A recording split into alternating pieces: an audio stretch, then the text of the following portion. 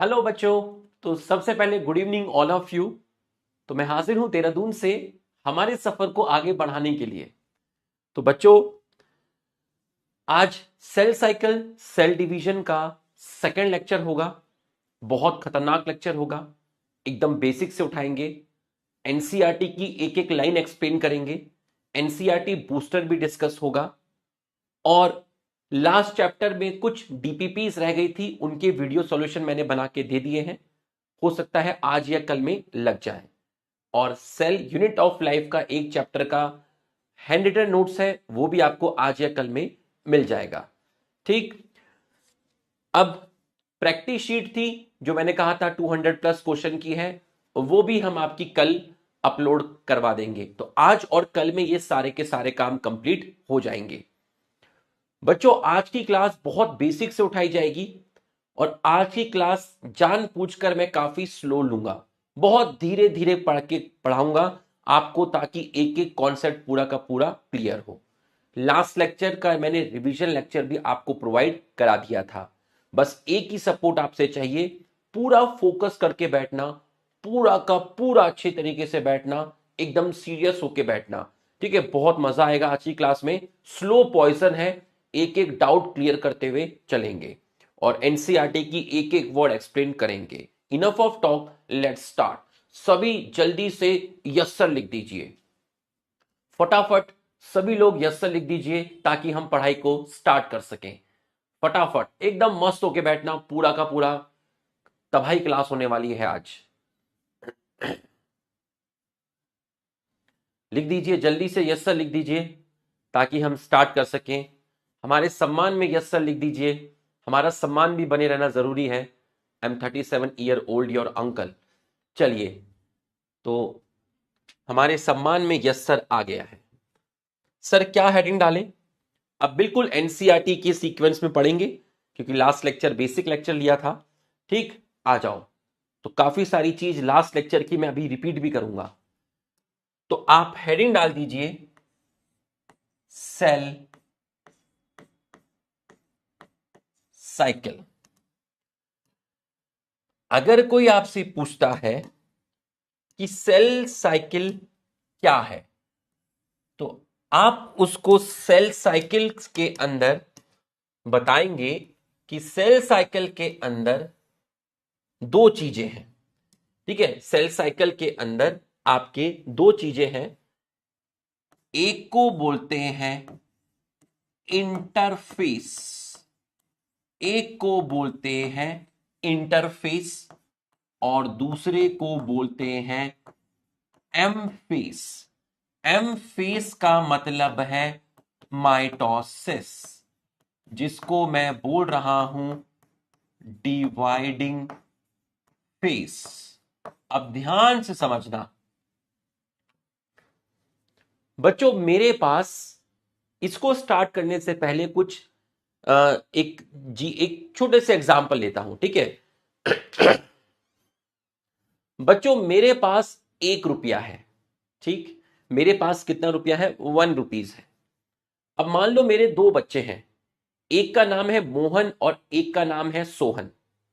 मोहन और सोहन रात को मेरे पास आए और उन्होंने कहा कि पापा अपनी प्रॉपर्टी का बंटवारा कर दीजिए, मोहन को भी 1 रुपया दीजिए और सोहन को भी 1 रुपया दीजिए। तो पापा ने कहा कि मेरे पास तो 1 ही रुपया है, मैं तो 0.5 मोहन को दे सकता हूं और 0.5 सोहन को दे सकता हूं। बट मोहन और सोहन ने कहा नहीं पापा, हमको भी 1 रुपया मांगता है और सोहन को भी 1 रुपया मांगता है। तो इस केस में पापा को अपने पैसे डबल करने पड़ेंगे। ठीक, पापा को अपने पैसे डबल करने पड़ेंगे। मतलब मुझे 1 रुपया से पहले 2 रुपया करना पड़ेगा। पहले मुझे 1 रुपया से 2 रुपया करना पड़ेगा। तो जब मेरे पास 2 रुपए हो जाएंगे तो मैं 1 रुपये मोहन को दूंगा और 1 रुपया सोहन को दूंगा। बिल्कुल सही। तो जब भी कोई सेल डिवाइड करने के लिए आती है, एक सेल मेरे पास आई, मैंने बोला हे सेल, हां आपके न्यूक्लियस में कितने डीएनए हैं? उसने कहा 1 डीएनए है। मैंने कहा आपका डिवाइड करने का, आप क्या डिवाइड करना चाहती हैं? बोला हां, मैं डिवाइड करके 2 सेल बनाना चाहती हूं। एक सेल का नाम है मोहन और एक सेल का नाम है सोहन। तो मैंने कहा अगर सेल के अंदर 1 डीएनए है तो आपसे जो 2 सेल बनेंगी उन दोनों सेल में एक एक डीएनए जाना चाहिए। अब सेल कंफ्यूज हो गई, बोलती है मेरे पास तो एक ही डीएनए है, अगर मैं डिवाइड करके 2 सेल बनाऊंगी तो भाई 0.5 डीएनए इसमें जाएगा, 0.5 डीएनए इसमें जाएगा। हमने कहा नहीं, हमें तो उसमें भी 1 डीएनए डालना है और इसमें भी 1 डीएनए डालना है। तो सेल परेशान हो गई, बोलती है मैं परेशान, मैं परेशान, मैं परेशान। तो ये सेल तब तक डिवाइड नहीं कर सकती जब तक ये अपने कंटेंट को फिल अप द ब्लैंक, जब तक ये अपने कंटेंट को क्या नहीं करेगी। ये सेल तब तक डिवाइड नहीं कर सकती जब तक ये अपने डीएनए को, अपने कंटेंट को क्या नहीं करेगी। लिख के बताइए, क्या नहीं करेगी। ये सेल जिसके पास 1 डीएनए है ये तब तक डिवाइड नहीं कर सकती जब तक ये अपने कंटेंट को डबल नहीं करती। बहुत बढ़िया, बहुत खतरनाक लेक्चर लेने वाला हूं आज, बता रहा हूं। बहुत खतरनाक लेक्चर लूंगा, बहुत खतरनाक, रूह कांप जाएगी, बहुत खतरनाक लूंगा। तो एक सेल तब तक डिवाइड नहीं कर सकती जब तक वो अपने कंटेंट को डबल नहीं करती। इसका मतलब इंटरफेस में सेल अपने कंटेंट को डबल करती है, अपने कंटेंट को डबल करती है।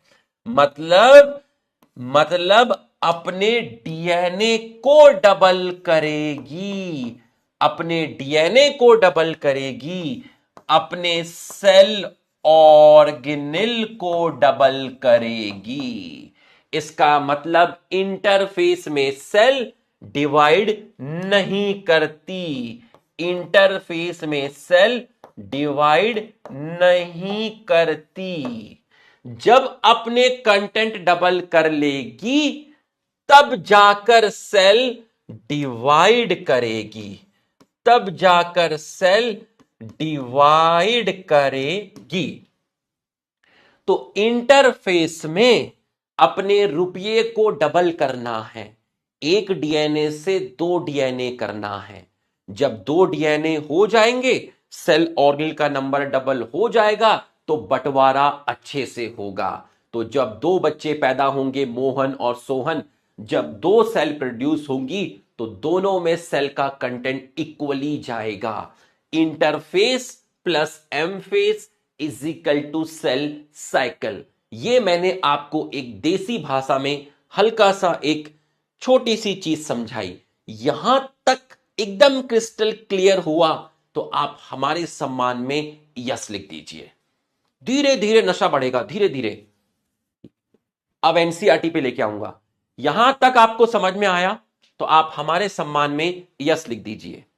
तो इंटरफेस में सेल डिवाइड नहीं करती, नहीं करती, नहीं करती, नहीं करती।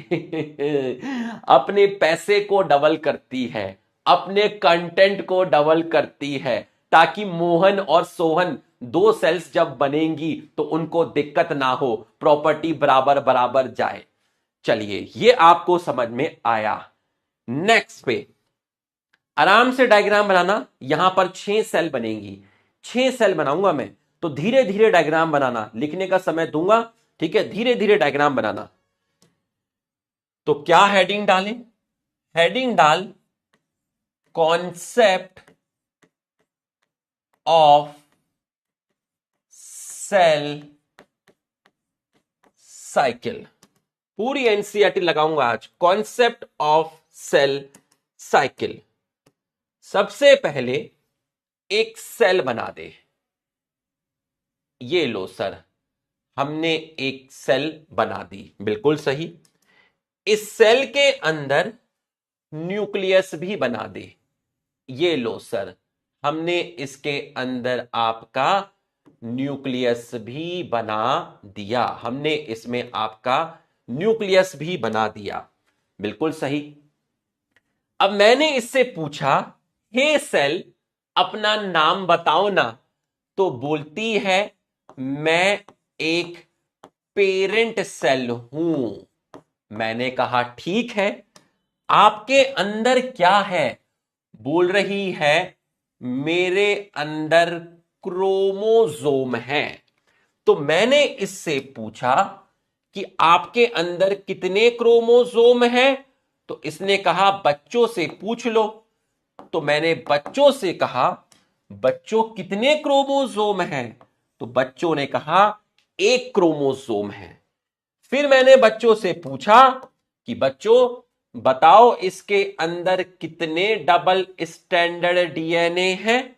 मैंने बच्चों से पूछा, बच्चों बताओ इसके अंदर आपके कितने डबल स्टैंडर्ड डीएनए हैं? मैंने बच्चों से पूछा, बच्चों बताओ इसके अंदर कितने डबल स्टैंडर्ड डीएनए हैं? तो बच्चों ने कहा इसके अंदर एक डबल स्टैंडर्ड डीएनए है। अब ये तो न्यूक्लियस का कंटेंट हुआ। साइटोप्लाज्म में मैंने इससे ऐसे ही बात कर ली। मैंने कहा कितने सेल ऑर्गेनिल हैं? तो इसने कहा मेरे अंदर 10 सेल ऑर्गेनिल हैं। मेरे साइटोप्लाज्म के अंदर 10 सेल ऑर्गेनिल हैं। मैंने इस सेल से पूछा, आप क्या करने आई हो? कहती है मैं डिवाइड करने आई हूं।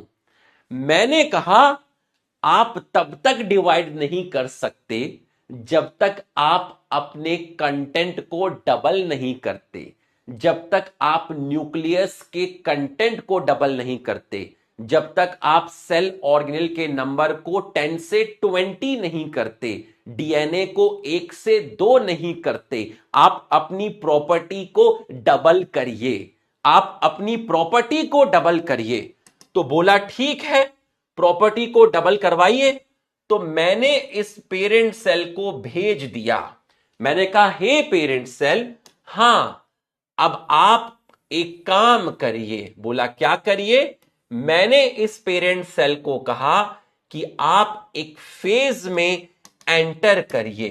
तो इसने बोला कि भाई कौन से फेज में एंटर करूं?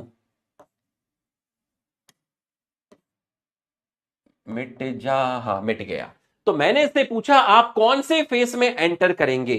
तो इसने कहा इंटरफेस में एंटर करेंगे, कंटेंट को डबल करेंगे। इंटरफेस की शुरुआत होती है जीवन से। तो ये पेरेंट सेल आई जीवन के अंदर। अब जीवन के अंदर सेल ऑर्गेनिल का नंबर 10 से हो गया 17। इसका मतलब मैक्सिमम सेल ऑर्गेनेल की सिंथेसिस हो गई। मैक्सिमम सेल ऑर्गेनेल की सिंथेसिस हो गई। तो 10 सेल ऑर्गेनेल थे, 10 से 17 हो गए। मैंने कहा क्रोमोसोम कितने हैं? क्रोमोसोम एक है। डबल स्टैंडर्ड डीएनए कितने हैं? एक है। और फेस का नाम क्या है? फेस का नाम है जीवन। बच्चों यहां तक की पढ़ाई समझ में आई तो यस लिखिए। इंटरफेस की शुरुआत जीवन से होती है। ये मत लिखो कि ये हम पढ़ चुके हैं। अरे दीवाने, जब तेरे 16 17 15 साल की तेरी उम्र है, जब तेरे को ये पता है हम पढ़ चुके हैं, तो जिसने पढ़ाया है उसको नहीं पता होगा? एक लेक्चर को तैयार करने में मैं 4 से 5 घंटे लगाता हूं। तो जब मैं 4 से 5 घंटे लगाया हूंगा तो मुझे नहीं पता होगा क्या पढ़ चुके हैं? अरे हर चीज का एक तरीका होता है। शांत बैठ, ठीक है? अभी देखना कहानी कैसे घूमेगी, कैसे घूमेगी, देखना। कैसे सिंपल करके बताऊंगा। ये है जीवन, ठीक। इस तरीके से थोड़ी ना बताया था 10 से 17 रोहन सोहन, इस तरीके से पापा की प्रॉपर्टी जायदाद है, बेदखल कर देंगे पापा तेरे को तेरी जायदाद से, अगर इस तरीके से बात करेगा, ठीक। सेल ऑर्गेनेल का नंबर 10 से 17 हो गया, 10 से 17 हो गया। मैक्सिमम सेल ऑर्गेनेल का नंबर, मैक्सिमम सेल ऑर्गेनेल की सिंथेसिस हुई तो 10 से 17 हो गया। क्रोमोसोम में कोई चेंज नहीं है, डीएनए में कोई चेंज नहीं है। अब मैंने इस सेल से कहा कि अब आप जीवन से एस में आ जाओ, अब आप जीवन से एस में आ जाओ। तो अब ये सेल देखिएगा, जीवन से एस में जाएगी तो क्या चेंज होगा, ध्यान से देखिएगा। जब जीवन से एस में जाएगी तो आपका क्या चेंज होगा, ध्यान से देखिएगा। अब जब जीवन से एस में आई, जब तुम जीवन से एस में आई तो क्या चेंज हुआ, ध्यान से देखिएगा, ध्यान से। पहले तो मैं ये डीएनए बना लेता हूं, ये एक क्रोमोसोम था, बिल्कुल था। इसके अंदर एक डबल स्टैंडर्ड डीएनए था, बिल्कुल था। अब डीएनए रेप्लिकेशन हो गया, डीएनए की सिंथेसिस हो गई, डीएनए की सिंथेसिस हो गई। इसको कपड़े पहना देते हैं, ये देखिए, ये और ये डीएनए की सिंथेसिस हो गई। तो यहां पर 17 से 18 हो गया, क्योंकि यहां आपका सेंट्रियोल का डुप्लीकेशन हुआ। मान लीजिए कुछ ऑर्गेनेल की सिंथेसिस यहां हुई, यहां सेंट्रियोल का नंबर डबल हुआ, सेंट्रियोल का नंबर डबल हुआ, तो 10 से 17 हुए, 17 से मान लो 18 हो गए। तो ये जो फेस है, इस फेस को आप बोलते हैं एस फेस। एस फेस के अंदर क्रोमोसोम का नंबर कितना है, 1 है, लेकिन डबल स्टैंडर्ड डीएनए कितने हैं, 2 हैं। डबल स्टैंडर्ड डीएनए 2 है, क्रोमोसोम का नंबर 1 है। यहां क्रोमोसोम में एक क्रोमैटिड है, यहां क्रोमोसोम के अंदर एक क्रोमैटिड है, और आगे क्रोमोसोम के अंदर 2 क्रोमैटिड हैं। बच्चों, यहां तक की पढ़ाई समझ में आई तो हमारे सम्मान में यस लिख दीजिए, यस लिख दीजिए। जीवन से आ गया है एस, जीवन से आ गया है एस। सेंट्रियोल का नंबर डुप्लीकेशन हुआ, मैक्सिमम सेल ऑर्गेनेल यहां डुप्लीकेट हुए, कुछ यहां डुप्लीकेट हुए, तो 17 से हो गए हैं आपके 18।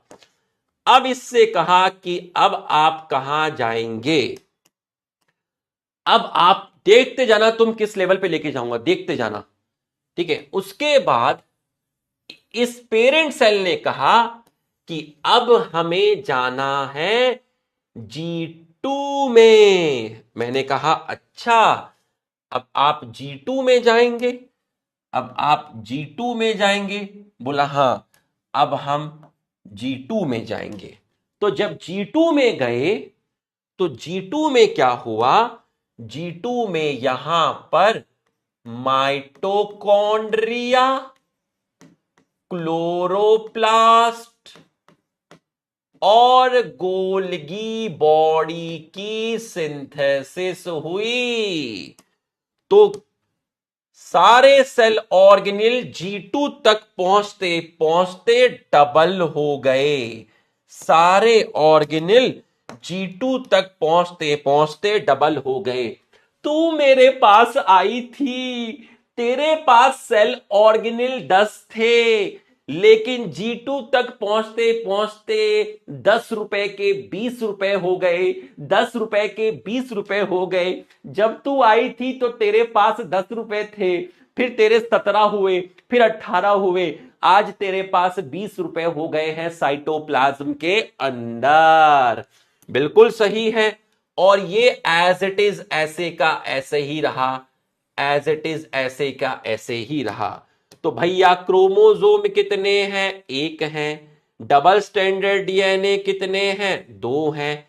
एक क्रोमोसोम में क्रोमेटिड कितने हैं? 2 हैं। तो यहां से लेके यहां तक जो चीज आपको दिखी है इसको बोलते हैं इंटरफेस। इसको बोलते हैं इंटरफेस। तो ये है आपका इंटरफेस। इंटरफेस में सेल डिवाइड नहीं करती, अपने कंटेंट को डबल करती है। फील हुआ तो यस लिख दीजिए। फील हुआ तो यस लिख दीजिए। फील हुआ तो यस लिख दीजिए। ये है इंटरफेस। ये है इंटरफेस। तो अब आप देखते जाइएगा। अब आप देखते जाइएगा। ध्यान से देखते जाइएगा। जल्दी से यस लिख दीजिए। एकदम हमारे सम्मान में एक रफ्तार में यस सर आना चाहिए, पूरा का पूरा। ठीक है। अब ये सेल डिवाइड करेगी।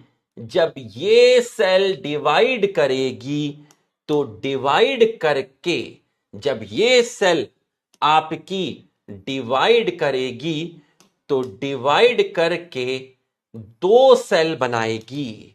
तो अब जो आपका आएगा, ये डिवाइड करेगी, मतलब अब जो फेज आएगा वो आएगा एम फेज। अब इससे 2 सेल बनेंगी, इससे आपकी 2 सेल बनेंगी।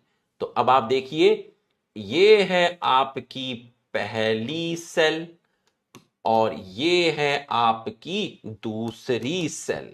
ठीक है, ये है आपकी पहली सेल और ये है आपकी दूसरी सेल।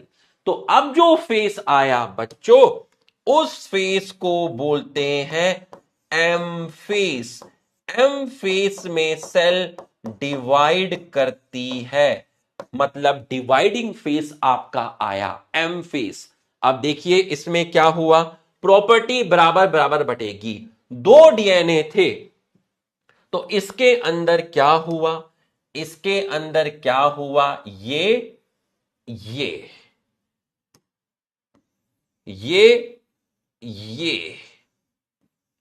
ये देख लीजिए और ये भी देख लीजिए।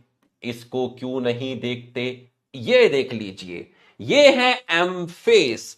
अगर मैं एम फेस की बात करूं तो हर एक सेल में क्रोमोसोम का नंबर 1 है और डीएनए का अमाउंट 1 है। तो ये जो 2 बच्चे बने हैं, इन 2 बच्चों को बोलते हैं डॉटर सेल। इन्हें कहते हैं डॉटर सेल। तो बच्चों अब आप एक काम करिएगा, अब आप एक काम करिएगा।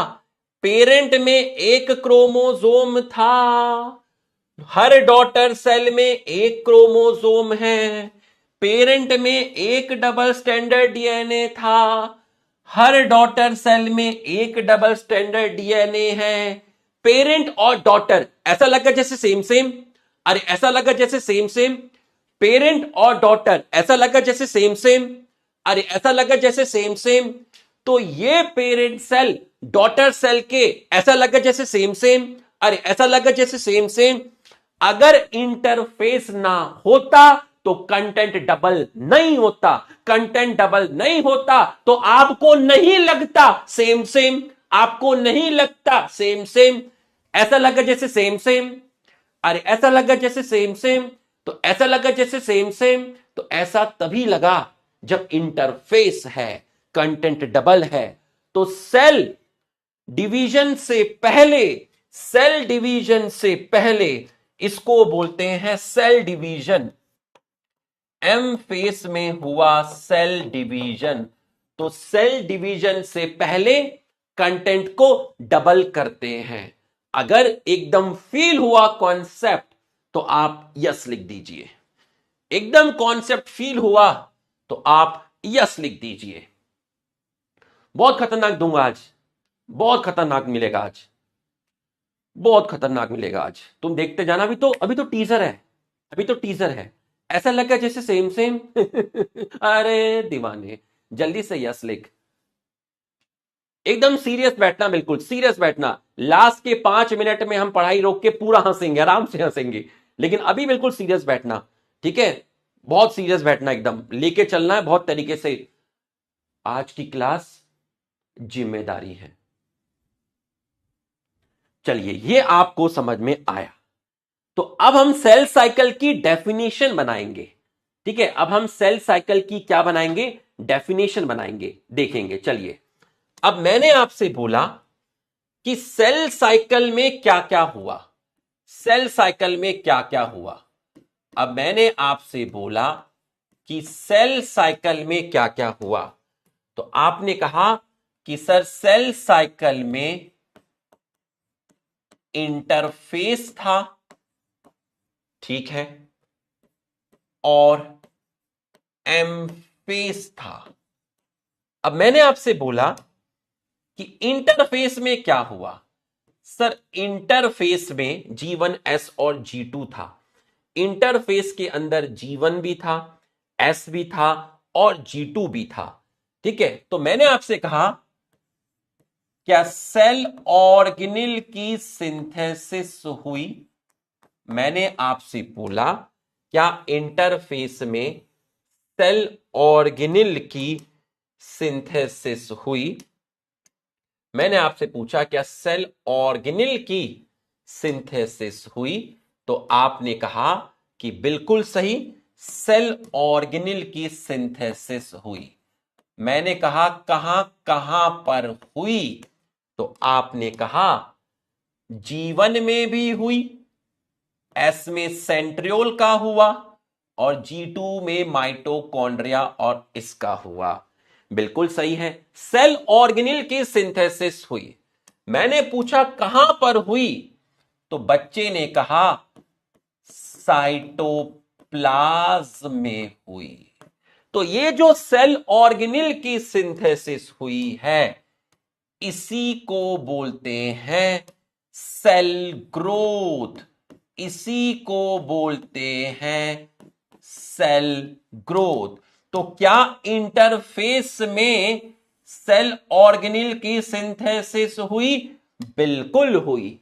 क्या ये सेल ग्रोथ है? बिल्कुल है। और इंटरफेस में क्या हुआ? सर इंटरफेस में डीएनए की सिंथेसिस हुई, डीएनए की सिंथेसिस हुई, जिसको आप डीएनए रेप्लिकेशन बोलते हैं। मैंने कहा तीनों में हुई या किसी पर्टिकुलर स्टेज में हुई? तो बच्चे ने कहा कि किसी पर्टिकुलर स्टेज में हुई। मैंने कहा वो पर्टिकुलर फेस कौन सा है? तो उस बच्चे ने कहा उस पर्टिकुलर फेस का नाम है एस। तो डीएनए की सिंथेसिस हुई है, बिल्कुल सही है। सेल ऑर्गेनिल की सिंथेसिस हुई है, बिल्कुल सही है। जिसको आप सेल ग्रोथ बोल रहे हो, बिल्कुल सही। तो सेल ऑर्गेनिल की सिंथेसिस हुई, जिसको आप सेल ग्रोथ बोले। तो सेल ऑर्गेनिल की सिंथेसिस G1 में भी हुई, S में भी हुई, G2 में भी हुई। इसका मतलब सेल ग्रोथ एक कॉन्टिन्यूअस प्रोसेस है। सेल ग्रोथ एक कॉन्टिन्यूअस प्रोसेस है। तो भैया, और एम फेस में क्या होगा? एम फेस के अंदर सेल डिवीजन होगा, सेल डिवीजन होगा। एम फेस में सेल डिवीजन होगा, जिसको आप माइटोसिस बोलते हो, जिसको आप माइटोसिस बोलते हो। तो सेल साइकिल के अंदर क्या क्या इवेंट हुए? सेल साइकिल के अंदर अगर मैं आपसे पूछूं, एक क्वेश्चन दूं और आपसे बोलूं कि सेल साइकिल में क्या क्या इवेंट हुए, और पहला ऑप्शन दूं कि यहां पर ग्रोथ हुई, और ग्रोथ की जगह मैं लिख दूं कि साइटोप्लाज्म का कंटेंट इंक्रीज हुआ, ये लिख दूं। या मैं कहूं डीएनए का रेप्लिकेशन लिखूं, या मैं कहूं सेल डिवीजन हुआ। सेल डिवीजन मतलब एम्फेज। और पांचवा लिखूं ऑल ऑफ दीज। बताओ क्या आंसर जाएगा, क्या आंसर जाएगा? ये तीनों के तीनों तो इंटरफेस में जाएंगे। बताओ क्या आंसर जाएगा? आंसर बताइए क्या जाएगा? आंसर क्या जाएगा? आंसर जाएगा ऑप्शन डी। पूरा फोकस करना, जिम्मेदारी है आज की क्लास। ठीक है, आंसर जाएगा ऑप्शन डी। मैं बार बार रिपीट क्यों कर रहा हूं? क्यों मैंने रिपीट किया? ये मैंने लास्ट टाइम भी कराया था, लेकिन अब एक अलग तरीके से कराया, प्रॉपर्टी का एग्जांपल लेके कराया। पहले मैंने सेल साइकिल का कॉन्सेप्ट समझाया। सबसे पहले मैंने सेल साइकिल लिखा और बेसिक बात बताई। उसके बाद मैंने हल्का सा लेवल बढ़ाया। ठीक है, उसके बाद मैंने इस तरीके से आपको समझाया, क्योंकि ये सारे वर्ड एनसीईआरटी के इस पैराग्राफ में दिए हुए हैं। जब हम रीड करेंगे तब आपको समझ में आएगा कि सर ने क्यों लिखाया। ठीक, तो अब हम बनाते हैं डेफिनेशन ऑफ सेल साइकिल।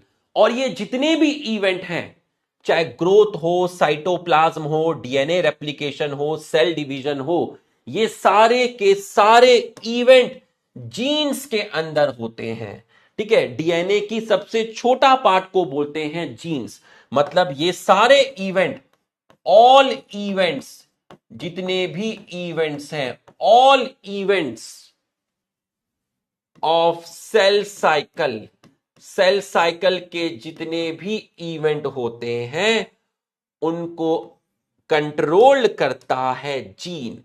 उनको कंट्रोल्ड करता है जीन। जीन मतलब डीएनए का पार्ट, डीएनए का टुकड़ा, उनको कंट्रोल्ड करता है जीन। इसको किताब में लिखा है जेनेटिक कंट्रोल। सारे इवेंट को जीन कंट्रोल करता है, मतलब डीएनए कंट्रोल करता है, डीएनए का पार्ट कंट्रोल करता है। तो यहां तक आपको समझ में आ गया है, कॉन्सेप्ट क्लियर हुआ। अब हम बनाएंगे डेफिनेशन ऑफ सेल साइकिल, जो एनसीईआरटी में है। Definition of cell cycle, definition of cell cycle. अब आप ध्यान से मेरी चीज को समझिएगा। जो डीएनए रेप्लिकेट किया था, उस रेप्लिकेट डीएनए को इक्वली डिस्ट्रीब्यूट किया दो डॉटर सेल में। The replicated DNA equally distribute in two daughter cell, in two daughter cell, in two daughter cell. तो आपने जो डीएनए रेप्लिकेट किया था उसको इक्वली डिस्ट्रीब्यूट किया है दो डॉटर सेल के अंदर। तो सेल साइकिल की डेफिनेशन क्या होगी? The sequence of events, the sequence of events by which the sequence of event by which cell duplicate its genome। Genome से मतलब है डीएनए। अब मुझे बताइए, सीक्वेंस ऑफ इवेंट जिसके द्वारा, जिसमें सेल अपने जीनोम को डुप्लीकेट करता है, यह लाइन किसको रिप्रेजेंट करती है? इंटरफेस को या एम फेस को? यह लाइन किसको रिप्रेजेंट करती है? नमक का कर्ज अदा करिए। यह लाइन किसको रिप्रेजेंट करती है? इंटरफेस को या फिर एम फेस को? इंटरफेस को या फिर एम फेस को? बताइए किसको रिप्रेजेंट करती है? इंटरफेस या एम फेस, ये लाइन किसको रिप्रेजेंट करती है? इंटरफेस या एम फेस? लिख के बताइए। बिल्कुल सही, बिल्कुल सही, इंटरफेस। इंटरफेस। अबे डीएनए को रेप्लिकेट कर रहे हैं, एम फेस थोड़ी ना होगा, इंटरफेस होगा। मतलब ये लाइन रिप्रेजेंट करती है इंटरफेस को। बिल्कुल सही। एंड अदर कॉन्स्टिट्यूएंट, कॉन्टिन्यूएशन में आइए, and other constituent of cell. Other constituent of cell से मतलब है सेल ऑर्गेनेल। अब आप मुझे बताइए, सेल ऑर्गेनेल की सिंथेसिस हो रही है, वो सीक्वेंस ऑफ इवेंट जहां सेल अपने जीनोम को डबल करे और अदर कॉन्स्टिट्यूएंट ऑफ सेल को भी डुप्लीकेट करे, अदर कॉन्स्टिट्यूएंट ऑफ सेल को भी डुप्लीकेट करे। तो बताइए ये लाइन किसको रिप्रेजेंट कर रही है, इंटरफेस या एम फेस? लिख के बताइए, फिर से बताइए, ये वाली लाइन किसको रिप्रेजेंट कर रही है? डीएनए की सिंथेसिस हो गई, डीएनए की सिंथेसिस हो गई, मतलब बात न्यूक्लियस की हो रही है। और अदर कॉन्स्टिट्यूएंट ऑफ सेल, बताइए अदर कॉन्स्टिट्यूएंट सेल मतलब सेल ऑर्गेनेल के नंबर को भी डबल करना है। इसका मतलब ये वाली चीज भी इंटरफेस है, इंटरफेस है, अदर कॉन्स्टिट्यूएंट ऑफ सेल। और यहां पर आप कह सकते हैं कि थोड़ा साइटोप्लाज्म पर भी फोकस किया गया है। बिल्कुल सही। डुप्लीकेट करके क्या करोगे? The sequence of event by which cell duplicates is DNA and other constituent of cell and equally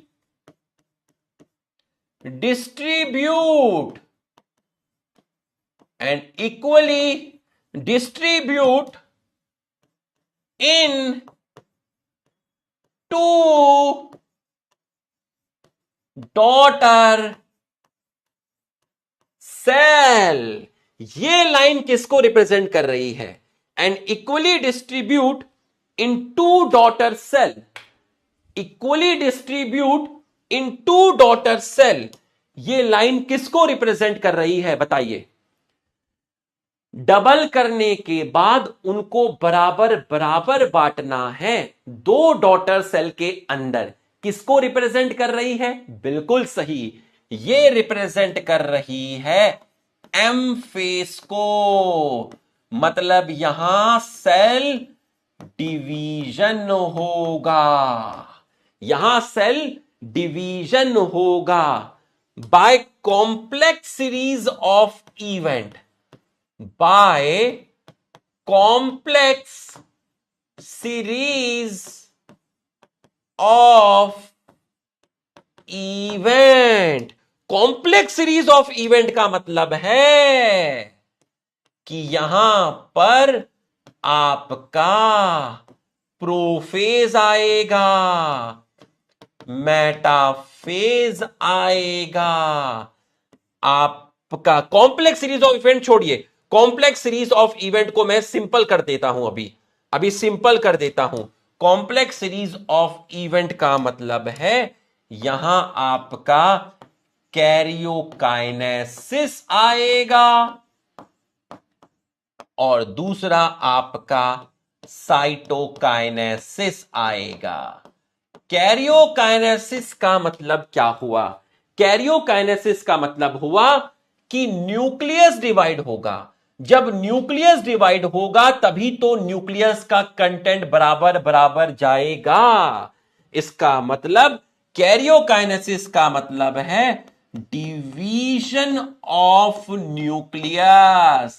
भाई न्यूक्लियस डिवाइड होगा तभी तो डीएनए बराबर बराबर बटेगा, तभी तो डीएनए बराबर बराबर बटेगा। और साइटोकाइनेसिस से मतलब है सेल ऑर्गेनेल का बंटवारा। साइटोकाइनेसिस मतलब साइटोप्लाज्म का डिवीजन। तो इस सेल का साइटोप्लाज्म आधा यहां गया, आधा यहां गया, तो 20 ऑर्गेनेल से 10 यहां गए और 10 यहां गए। तो बच्चों साइटोकाइनेसिस का मतलब है डिवीजन ऑफ साइटोप्लाज्म, ताकि आप सेल ऑर्गेनेल को बराबर बराबर बांट सकें, सेल ऑर्गेनेल को बराबर बराबर बांट सकें। बच्चों ये चीज एकदम क्लियर हुई तो यस लिखिए, ये चीज एकदम क्लियर हुई तो यस लिखिए। ये इंटरफेस, ये इंटरफेस, ये एम फेस एकदम बेसिक से क्लियर हुआ तो हमारे सम्मान में यस लिख दीजिए, क्योंकि हमारा सम्मान भी बने रहना जरूरी है, तभी तो मजा आएगा है ना। I am your uncle I am your uncle और योर बिग ब्रदर, जो भी आप कहना चाहें, ठीक।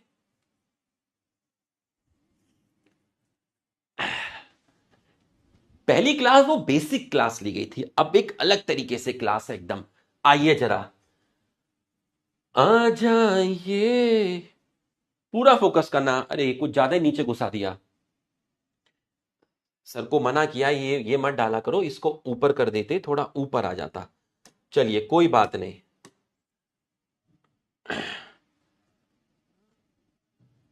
चलो ये तो ऊपर ही है, आ जाइए।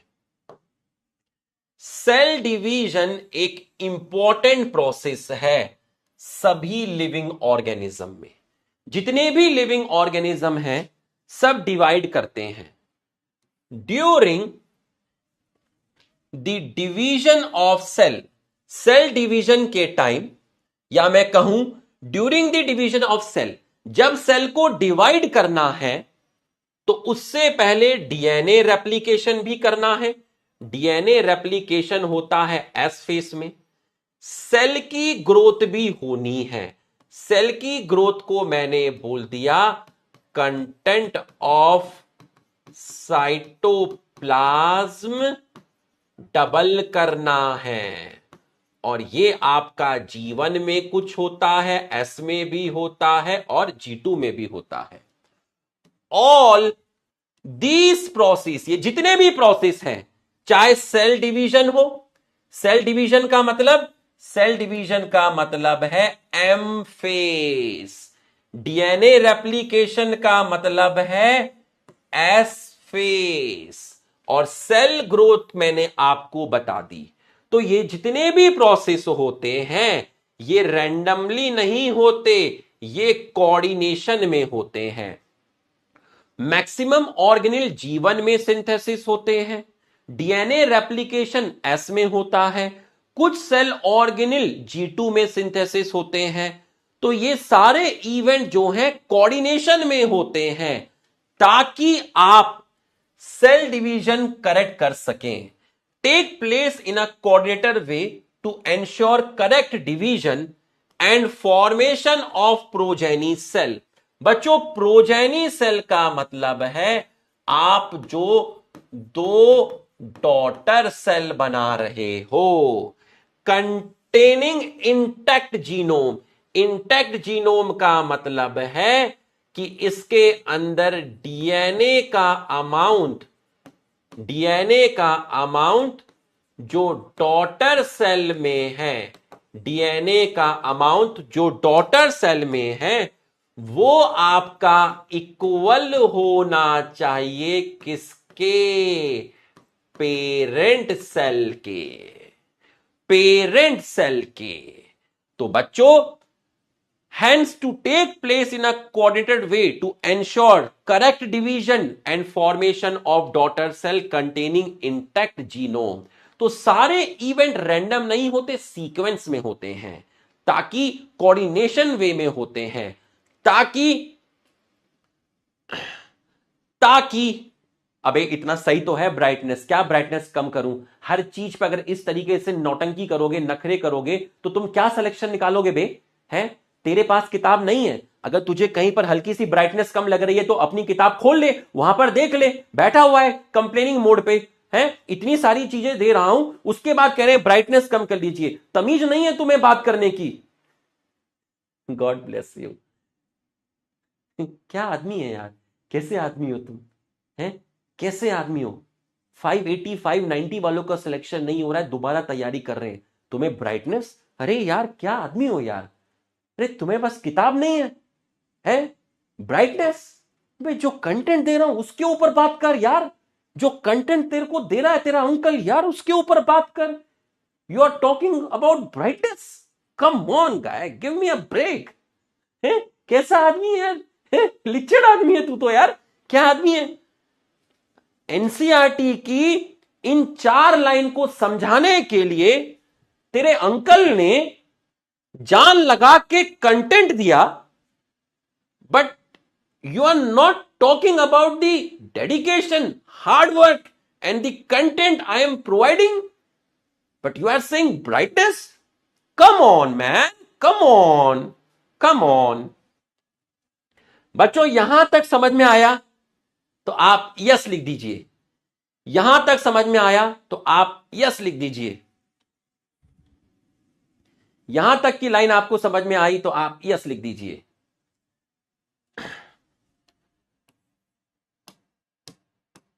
The sequence of event by which, 3 घंटे की मूवी तो देख लेगा जाके वहां पर तेज ब्राइटनेस में।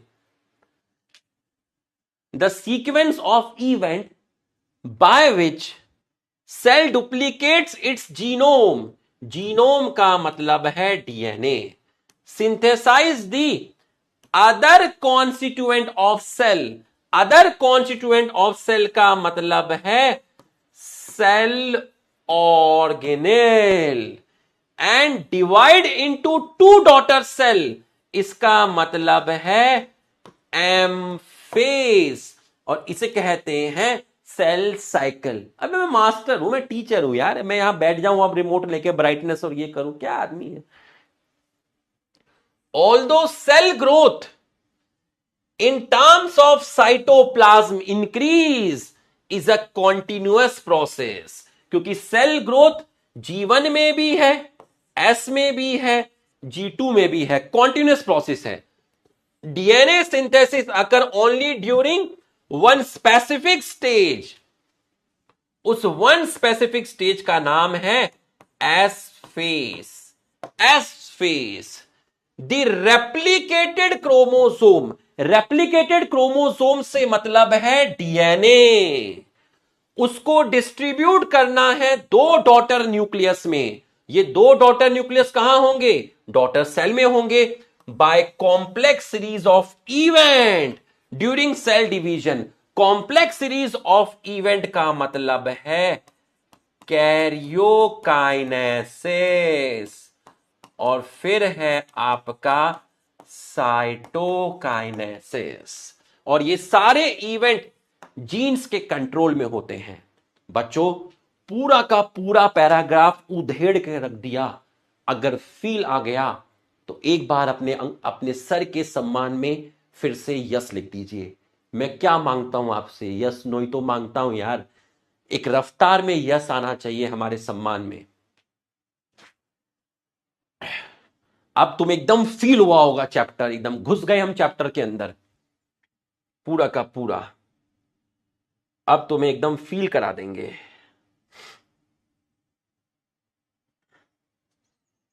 आज की क्लास जिम्मेदारी है, ठीक है, आज की क्लास जिम्मेदारी है बेटा, ठीक है।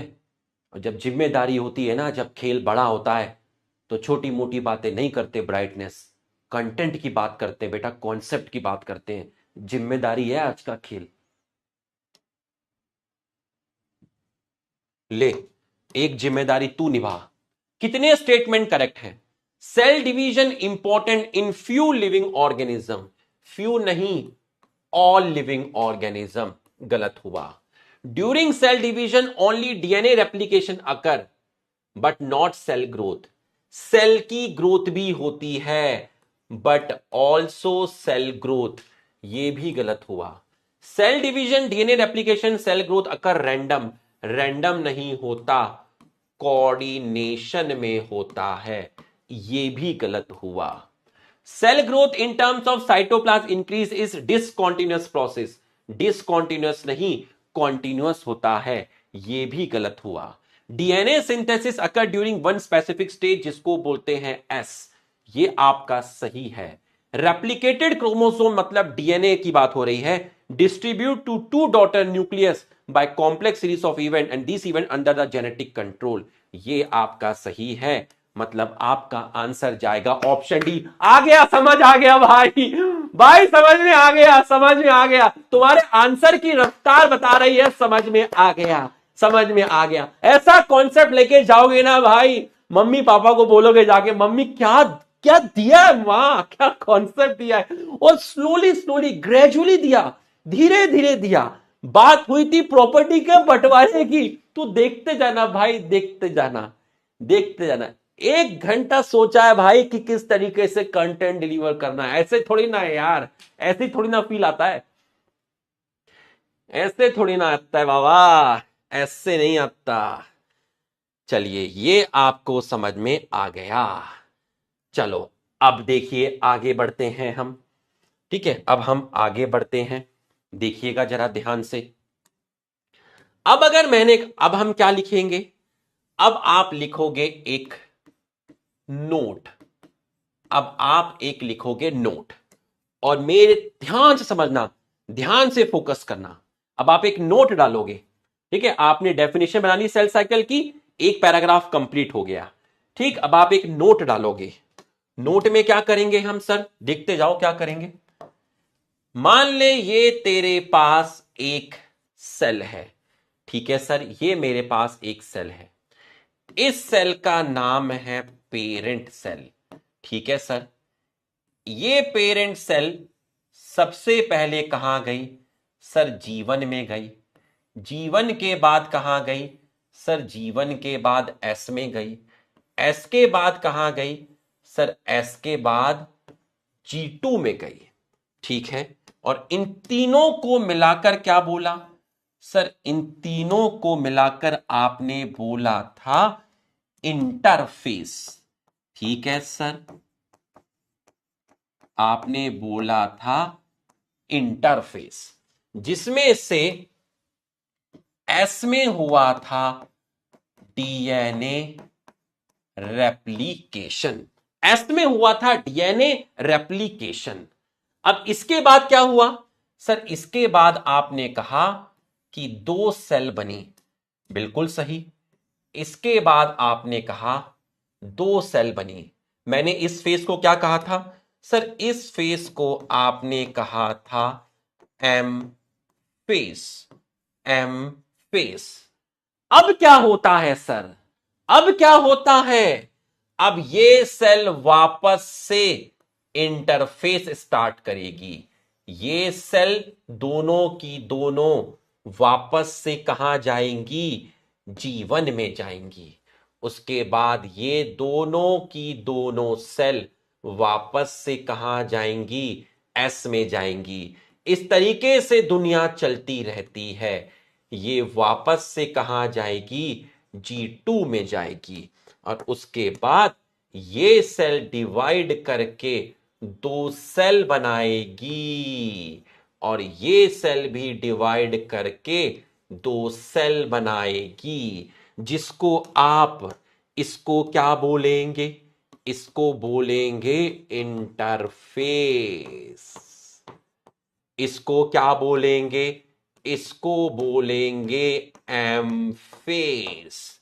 तू तो मुझे बस एक चीज बता दे, तू तो मुझे बस एक चीज बता दे, क्या बता दूं सर, 2 एमफेस के बीच में क्या आता है, 2 एमफेस के बीच में क्या आता है, ये लिख के बता, एनसीईआरटी में पूछा है, एनसीईआरटी में पूछा है, 2 एमफेस के बीच में क्या आता है, बता दे मुझे, 2 एमफेस के बीच में क्या आता है, बता दे। 2 एमफेस के बीच में क्या आता है, 2 एमफेस के बीच में क्या आता है सर, 2 एमफेस के बीच में आता है इंटरफेस।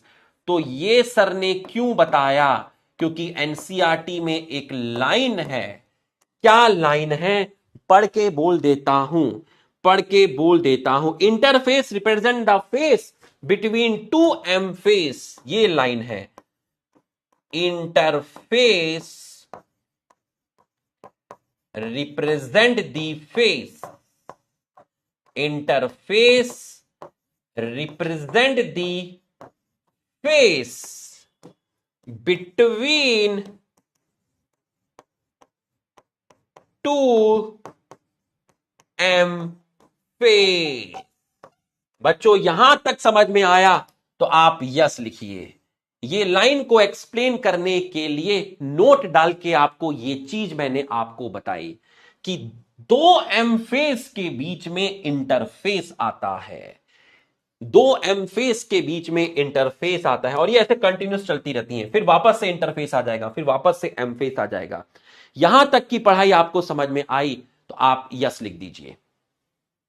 यहां तक की पढ़ाई आपको समझ में आई तो आप यस लिख दीजिए। यहां तक की पढ़ाई आपको समझ में आ गई है तो आप यस लिख दीजिए। तो यहां की पढ़ाई आपको समझ में आ गई है। अब एनसीईआरटी की दूसरी हेडिंग है फेज ऑफ सेल साइकिल। अब एनसीईआरटी में दूसरी हेडिंग है phase of cell cycle, phase of cell cycle. तो बच्चों सेल साइकिल का मतलब क्या है? Interphase plus M phase, interphase plus M phase को बोलते हैं सेल साइकिल, पूरे को बोलते हैं सेल साइकिल। तो हर ऑर्गेनिज्म का, हर सेल का सेल साइकिल का ड्यूरेशन फिक्स रहेगा, जो टाइमिंग है वो फिक्स रहेगा या वेरी करेगा? बताइए। मेरी सेल साइकिल का जो टाइम है, ईस्ट की जो सेल साइकिल का टाइम है, सबकी सेल साइकिल का ड्यूरेशन सेम रहता है या वेरी करता है? लिख के बताइए,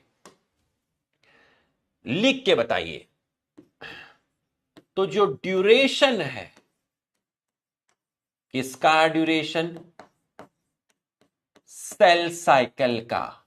duration of cell cycle vary करता है। ड्यूरेशन ऑफ सेल साइकिल, बहुत बढ़िया, duration of cell cycle vary from cell to cell, from cell to cell और organism to organism, organism to organism vary करता है।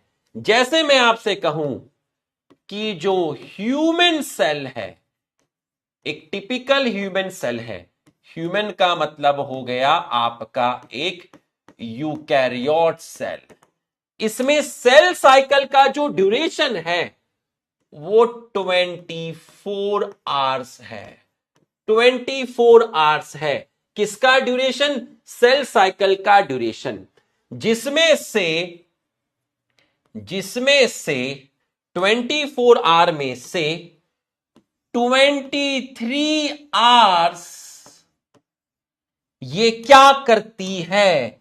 23 घंटे ये किस में रहती है? 23 घंटे हमारी सेल इंटरफेस में रहती है, और 1 घंटा 1 आवर ये एम फेस में रहती है। कहां रहती है? एम फेस में रहती है। तो सेल साइकिल के अंदर आपके दो फेस होते हैं, एक इंटरफेस और एक एम फेस। सेल साइकिल के अंदर आपके दो फेस होते हैं। तो कोई आपसे पूछे कि सेल साइकिल के अंदर the cell cycle divided into 2 basic phase, तो सेल साइकिल के अंदर आपके दो फेस होते हैं, एक इंटरफेस और एक होता है एम फेस। एक होता है इंटरफेस और एक होता है एम फेस। तो सेल साइकिल के अंदर आपके अगर कोई पूछे कि कितने फेस होते हैं, तो बच्चों सेल साइकिल में आपके 2 फेस होते हैं। तो सेल साइकिल में आपके कितने फेस हैं? सेल साइकिल में 2 फेस होते हैं। एक को बोलते हैं इंटरफेस, एक को बोलते हैं एम फेस। इंटरफेस जो होता है वो नॉन डिवाइडिंग होता है, एम फेस डिवाइडिंग होता है। Interphase long time cell interphase में रहती है और कम समय के लिए एम फेस में रहती है।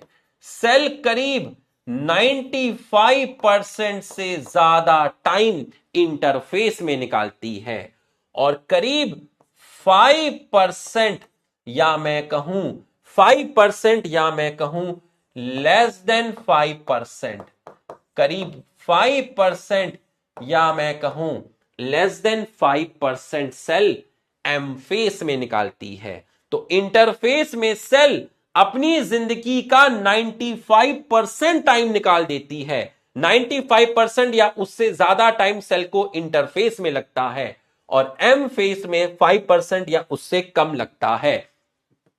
एम फेस के अंदर आपकी 2 चीजें आती हैं। एक को आप कहते हैं कैरियोकाइनेसिस। तो पहले होता है कैरियोकाइनेसिस और फिर होता है साइटोकाइनेसिस। तो ह्यूमन सेल का ड्यूरेशन है 24 आवर्स और उसके बाद आप नोट डाल के लिखेंगे जो ईस्ट होता है फंगस। ईस्ट मतलब है आपका फंगस। तो फंगस डिवाइड करता है 90 मिनट्स में। तो ईस्ट जो है वो आपका डिवाइड करता है 90 मिनट्स में। बच्चों यहां तक आपको समझ में आया तो आप यस लिखिए। यहां तक आपको समझ में आया तो आप यस लिख दीजिए। यहां तक आपको समझ में आया तो आप यस लिख दीजिए। तो सेल साइकिल का ड्यूरेशन वेरी करता है, जिसमें से 23 घंटे इंटरफेस में निकल जाते हैं। 10 9 4 ये लिखने की जरूरत नहीं है, ठीक है। यहां तक आपको समझ में आ गया। G1 में 10 घंटे, S में 9 घंटे और G2 में 4 घंटे। 10 घंटे 9 घंटे 4 घंटे, 10 घंटे 9 घंटे 4 घंटे, 10 9 4 हो गई 23, 10 9 4 हो गए आपके 23। ठीक, ये आपको समझ में आ गया है, ये आपको समझ में आ गया है। तो यहां तक की पढ़ाई आपको समझ में आ गई, यहां तक की पढ़ाई आपको समझ में आ गई है। यहां तक की पढ़ाई नोट कर लीजिए, इसको नोट कर लीजिए, इसको नोट कर लीजिए, इसको नोट कर लीजिए।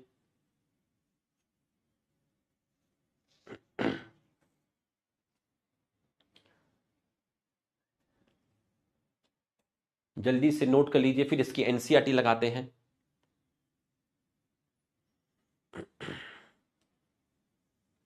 डन, ठीक है, डन।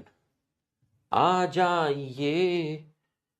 अ टिपिकल यूकैरियोटिक सेल साइकिल को एक्सप्लेन किया है ह्यूमन सेल। ह्यूमन सेल को हम ग्रो करा रहे हैं लैब के अंदर, कल्चर मतलब लैब के अंदर। These cells divide once in every 24 hours. These duration of cell cycle vary from organism to organism, from cell to cell. Yeast can progress through the cell cycle in only 90 minutes. The cell cycle divides into 2 phases, interphase and M phase. अभी इस diagram पे भी आएंगे हम। अभी ये profess metaphase ये सब की बात होगी। एम फेस को प्रोफेस, मेटाफेस, एनाफेस, टीलोफेस, ठीक है। एम देखिए पहले है G1, फिर है S, फिर है G2, ठीक है। अगर मैं ह्यूमन की बात करूं, इसमें 10 घंटे मान लीजिए, इसमें 9 घंटे, इसमें 4 घंटे। तो 10 9 4 कितने हो गए? 23 आवर्स हो गए। और 1 घंटा लगेगा एम फेस के अंदर। एम फेस में पढ़ेंगे हम प्रोफेस, मेटाफेस, एनाफेस, टीलोफेस। तो ये जो प्रोफेस, मेटाफेस, एनाफेस, टीलोफेस है, इसको बोलते हैं कैरियोकाइनेसिस। और ये है तेरा साइटोकाइनेसिस। ये क्या है ये भी बताऊंगा, ये बाद में बताऊंगा। ये सेल साइकिल का पार्ट नहीं है, ये सेल साइकिल का पार्ट नहीं है, अभी हम वहां पर नहीं पहुंचे हैं। ठीक है, अभी हम वहां पर आपके नहीं पहुंचे हैं। तो जब मैं आपको, पहले तो मैं आपको इंटरफेस पढ़ाऊंगा, बाद में एम फेस पढ़ाऊंगा। अभी तो हम इंटरफेस का डिटेल पढ़ेंगे, G1S और G2 का डिटेल पढ़ेंगे। एम फेस में, कैरियोकाइनेसिस में प्रोफेस, मेटाफेस, एनाफेस, ये तो बाद की बात है बेटा, ये तो बाद की बात है, ये तो बाद की बात है। एम फेस में कैरियोकाइनेसिस डिवाइड होता है प्रोफेस, मेटाफेस, एनाफेस, टेलोफेस, ये तो बाद की बात है। चलिए, typical eukaryote cell in human cell divide twice, twice नहीं, एक बार डिवाइड करती है 24 आवर्स में। गलत हो गया। Duration of cell vary from organism to organism, but not, नहीं, but also cell to cell. Each cell duration is 90 hours, 90 hours नहीं, 90 minute। Cell cycle divide into two phase, interphase and M phase। तो answer जाएगा option D. बहुत बढ़िया, शाबाश, बहुत बढ़िया, बहुत बढ़िया, बहुत बढ़िया, बहुत बढ़िया। ये भी हो चुका है। M phase represent the phase when the actual cell division or mitosis occur। Interphase represent phase between two successive M phase। इस लाइन को समझाने के लिए तुम्हारे सर ने इतना चीज आपको समझाई। Interphase represent the phase between two M phase, two M phase. It is significant to note that in the 24 hours average duration of cell cycle of human cell, cell division proper lasts for only about an hour। मतलब cell division जो होता है M face, वो last के 1 घंटे में होता है। तो 23 घंटे क्या करती है सेल, 23 घंटे सेल इंटरफेस करती है। इंटरफेस मोर देन 95% सही है। Human cell divide last for 1 hour in 24 hours सही है। M phase when actual cell division mitosis occur. Interphase represent the between two M phase, ये भी आपका सही है। तो बताइए आंसर क्या जाएगा। जब सारे सही हो तो आंसर जाता है ऑप्शन डी। बहुत बढ़िया अजी, बहुत बढ़िया। आ जाओ। एम फेस स्टार्ट होता है न्यूक्लियर डिवीजन से, जहां पर corresponding to the separation of two daughter chromosome, two daughter chromosome. तो ये जो आपको क्रोमोसोम दिख रहे थे जिनमें एक एक डीएनए था, ये जो आपको दिख रहे हैं एक क्रोमेटिड वाले, इन्हीं के लिए वर्ड लिखा है डॉटर क्रोमोसोम। इन्हीं को बोला है डॉटर क्रोमोसोम, इन्हीं को लिखा है डॉटर क्रोमोसोम। जो डीएनए का अमाउंट आप डबल करके लाए थे, जो डीएनए का अमाउंट आप डबल करके लाए थे, कैरियोकाइनेसिस के थ्रू आप उनको बराबर बराबर बांटोगे। ये देखिए कैरियोकाइनेसिस, कैरियो, और एम फेस का एंड क्या है, एम फेस का एंड है साइटोकाइनेसिस। ठीक, यहां तक मैंने आपको बता दिया है। इंटरफेस को हम रेस्टिंग फेस बोलते हैं, क्योंकि इस टाइम सेल डिवाइड नहीं करती। It is the time during which cell is preparing for division by undergoing both cell growth, cell growth में बता चुका हूं, डीएनए रेप्लिकेशन में बता चुका हूं, और ये सारे इवेंट आपके ऑर्डर में होते हैं। तो इंटरफेस रेस्टिंग फेस है। इंटरफेस को 3 पार्ट में डिवाइड कर सकते हैं, G1S एंड G2। तो बच्चों इंटरफेस रेस्टिंग फेस क्यों है, क्योंकि सेल डिवाइड नहीं करती, सेल डिवीजन की तैयारी करती है, सेल अपने कंटेंट को डबल करती है। बच्चों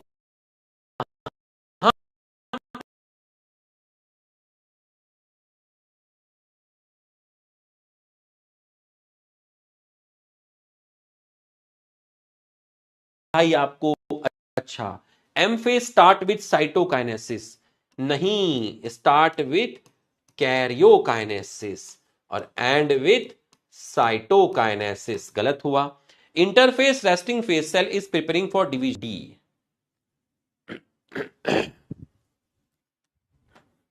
तो आपका जो आंसर जाएगा वो जाएगा ऑप्शन डी। हाँ कोई बात नहीं बेटा, कोई बात नहीं। हाँ अब लिख दीजिए सब सही है तो नो लैग लिख दीजिए। अगर कोई दिक्कत नहीं है तो अब लिख दीजिए नो लैग। अब ठीक है तो लिख दीजिए फटाफट नो लैग। घबराने की जरूरत नहीं है, अब सही है। कोई दिक्कत होगी तो हमारे पास एयरटेल जिंदाबाद। ठीक है, हमारे पास एयरटेल भी है ना। वायर निकालेंगे, 3-4 मिनट लगेगा और एयरटेल की घुसा देंगे। जियो की निकाल के एयरटेल की घुसा देंगे। तो अब कोई दिक्कत नहीं है। अब हमारे पास दो दो इंटरनेट है। 3-4 मिनट का ब्रेक लिया जाएगा, एयरटेल की घुसा दी जाएगी, जियो की निकाल के एयरटेल की घुसा दी जाएगी। हाँ चलिए ये आपका हो गया है। अब क्या करेंगे? अब आपकी जो नेक्स्ट हेडिंग डलेगी वो डलेगी इंटरफेस। अब एक टेबल बनेगा। अब आपका क्या बनेगा? टेबल बनेगा। अब आपका जो नेक्स्ट हेडिंग डलेगी वो डलेगी इंटरफेस। इंटरफेस। तो इंटरफेस कैसा फेस था? इंटरफेस आपका रेस्टिंग फेस है। रेस्टिंग फेस है। क्यों? क्योंकि cell is not dividing. Cell is not dividing but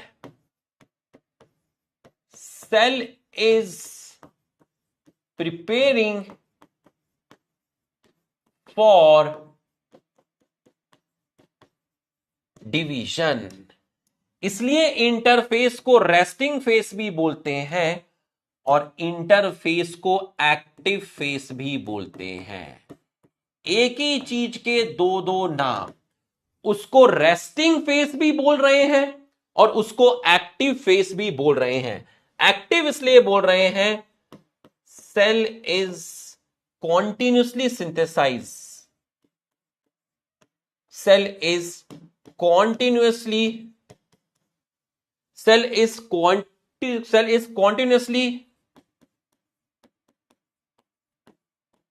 synthesise. या सिंपल लिखो एक्टिव फेस क्यों बोल रहे हैं? सेल इज कॉन्टिन्यूसली सिंथेसाइज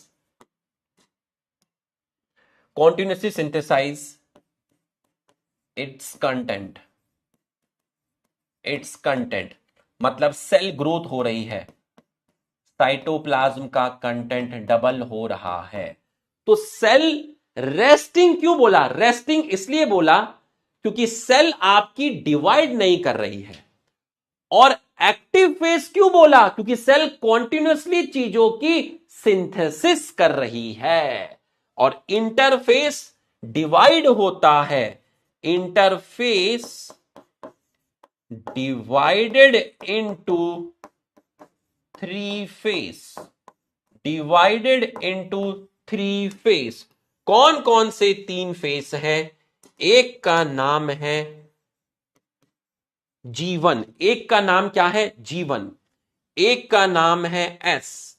एक का नाम है G2। G1 को बोलते हैं गैप 1, S को बोलते हैं गैप 2, G2 को बोलते हैं गैप 2 और इसको बोलते हैं सिंथेसिस फेस। अब एक टेबल बनेगी G1, S और G2 के बीच में डिफरेंस और लेफ्ट साइड में लिखे जाएंगे कैरेक्टर। अब एक टेबल बनेगी। पहले मुझे टेबल बनाने देना, फिर तुम बनाना। G1, S, G2। अब एक टेबल बनेगी G1, S, G2 और लेफ्ट में होगा कैरेक्टर और तीनों में हम करेंगे कंपेयर। होगी छुट्टी। रिवीजन प्लानर लेके जाना। अब cell the unit of life को सेल साइकिल के साथ साथ किस तरीके से आपको याद रखना है, रिवीजन प्लानर लेके जाना, पूरा का पूरा, भागना मत, ठीक है, किस तरीके से आपको वो करना है, ठीक है। हाँ, वो हल्का सा हुआ था, ये हल्का फुल्का चलता है, ये बीच में हल्का सा हुआ उसकी कोई दिक्कत नहीं है, ठीक है, वो हल्का फुल्का हुआ वो चलता है। अब ठीक है ना, अब लिख दो नो लैग, अब लिख दो नो लैग।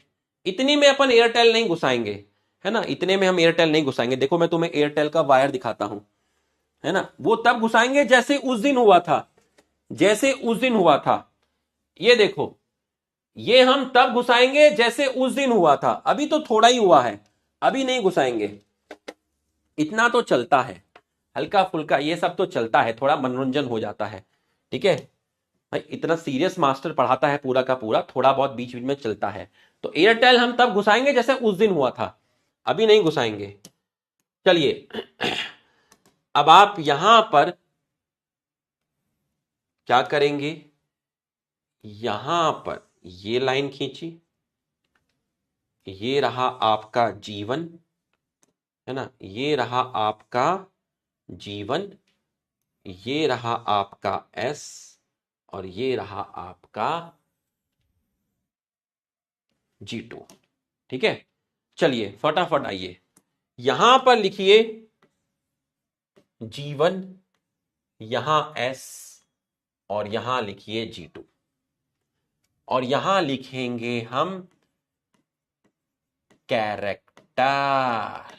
अब आप आंसर देंगे, मैं आंसर नहीं दूंगा, अब आप आंसर देंगे। बताइए मैक्सिमम सेल ऑर्गेनेल की सिंथेसिस, मैक्सिमम सेल ऑर्गेनेल की सिंथेसिस कहां होती है, बताइए मैक्सिमम सेल ऑर्गेनेल की सिंथेसिस कहां होती है, आप बताएंगे। अब मैं आपसे कम से कम 15 क्वेश्चन पूछूंगा और आप मुझे 15 के 15 आंसर देंगे, ठीक है। मैक्सिमम सेल ऑर्गेनेल की सिंथेसिस जीवन में होती है, एस में क्रॉस लगाइए, G2 में क्रॉस लगाइए, पहला डिफरेंस आपका हो गया। आज की क्लास जिम्मेदारी है, घबराना मत, एयरटेल का वायर लेके बैठा हुआ हूं, कोई दिक्कत नहीं आने दूंगा, कोई दिक्कत नहीं आने दूंगा, ठीक है। मैक्सिमम सेल ऑर्गेनेल की सिंथेसिस। दूसरा क्वेश्चन, माइटोकॉन्ड्रिया, बताइए माइटोकॉन्ड्रिया, क्लोरोप्लास्ट और गोल्गी बॉडी की सिंथेसिस कहां हुई, बताइए कहां हुई, क्या जीवन में हुई, क्या एस में हुई, नहीं G2 में हुई। कहां पर हुई, G2 में हुई। ये लीजिए दूसरा डिफेंस, बिल्कुल सही, बिल्कुल सही। नेक्स्ट क्वेश्चन, नेक्स्ट, कहां हुआ डीएनए का रेप्लिकेशन, पहली चीज तो न्यूक्लियस में हुआ, कहां हुआ, कहां हुआ, जीवन में नहीं, एस में यस, G2 में नहीं। ये लो, आधा घंटा लगा के टेबल भरेंगे। अच्छा लैग हो रहा है, रुक जाओ, मैं मैं वायर मैं वायर ही लगा देता हूं, है ना, 1 मिनट रुकिएगा।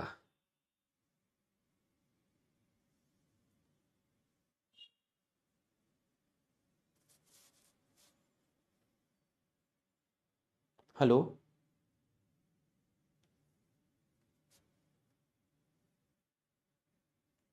हेलो, हेलो, हेलो, अरे हेलो,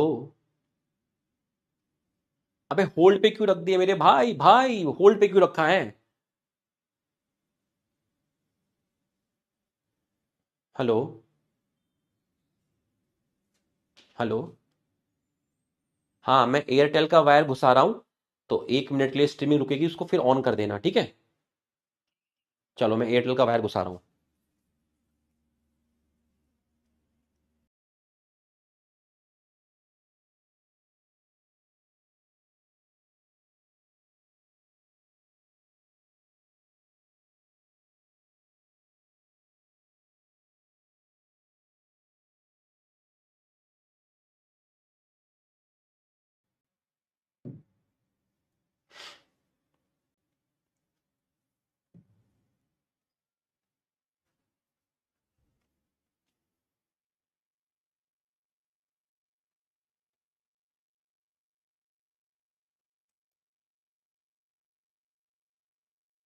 कर दिया, कर दिया, कर दिया।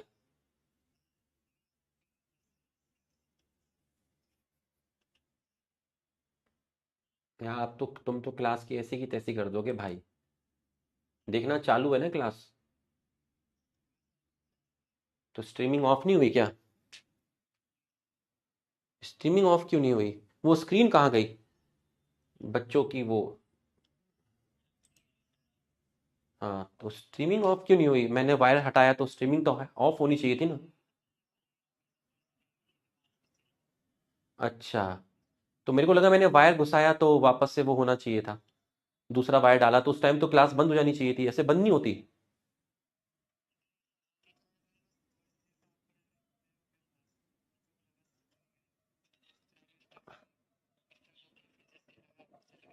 तो अपने आप ऑटोमेटिकली चल जाती है। चलो बाद में जानूंगा क्या होता है, अभी पढ़ा लेता हूँ, ठीक है। हाँ हाँ। हाँ भैया, तो अब कोई नो लैग नहीं है तो लिख दीजिए नो लैग, है ना। फटाफट सब लोग लिख दीजिए नो लैग।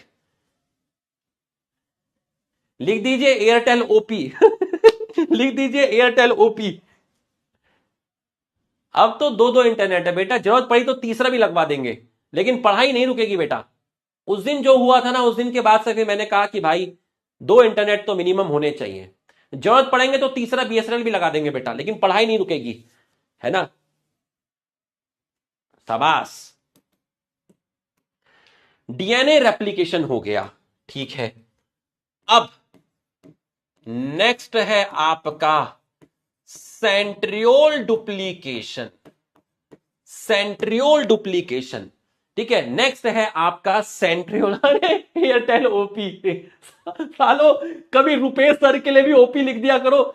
इतनी सारा एयरटेल के लिए ओपी लिख रहे हो, हम यहां जान लगा के पढ़ाए तुम्हें, है। लिखो Rupesh sir OP.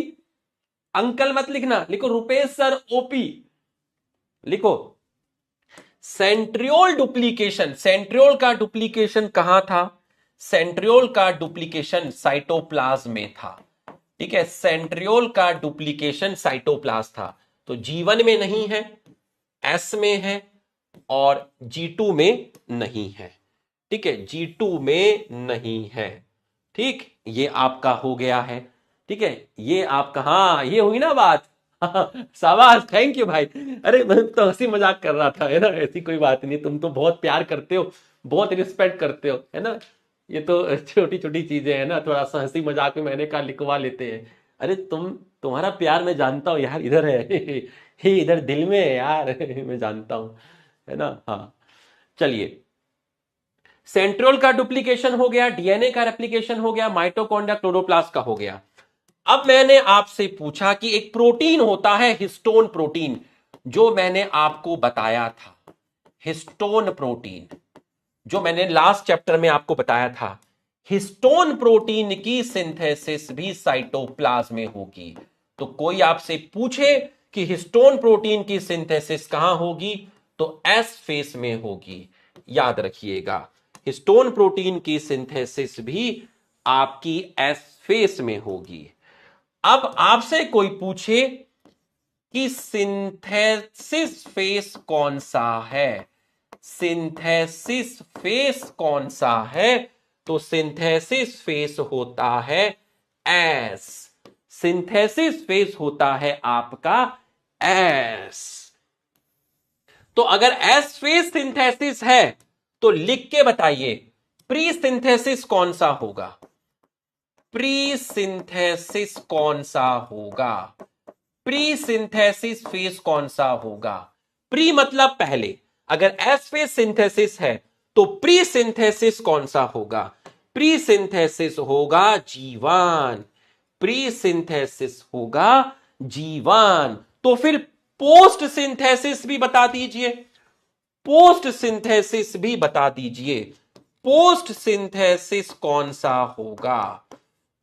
Post synthesis कौन सा होगा? पोस्ट सिंथेसिस होगा G2। बहुत बढ़िया, पोस्ट सिंथेसिस होगा G2। पोस्ट सिंथेसिस होगा G2। अब एक डिफिकल्ट पूछता हूं, बताइए प्री माइटोटिक फेज कौन सा होगा? प्री माइटोटिक, माइटोटिक मतलब माइटोसिस, प्री माइटोटिक फेज, ये बताइए माइटोसिस से जस्ट पहले कौन सा होगा? माइटोसिस से जस्ट पहले तो G2 होगा, माइटोसिस से पहले तो G2 होगा। और इससे डिफिकल्ट पूछता हूं, इससे डिफिकल्ट पूछता हूं, इससे डिफिकल्ट पूछता हूं, इससे डिफिकल्ट पूछता हूं, माइटोसिस के बाद कौन सा होगा? पोस्ट माइटोटिक कौन सा होगा? पोस्ट माइटोटिक बताइए।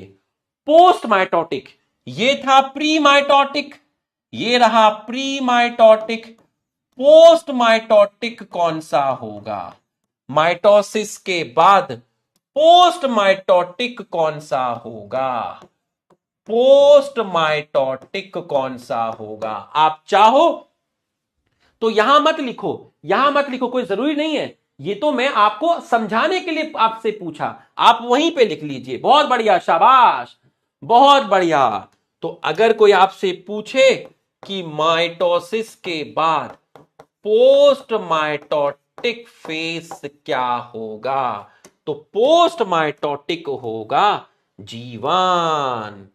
बहुत बढ़िया, ठीक। जीवन में था 10 घंटे था, यहां 9 घंटे था करीब, यहां 4 घंटे था।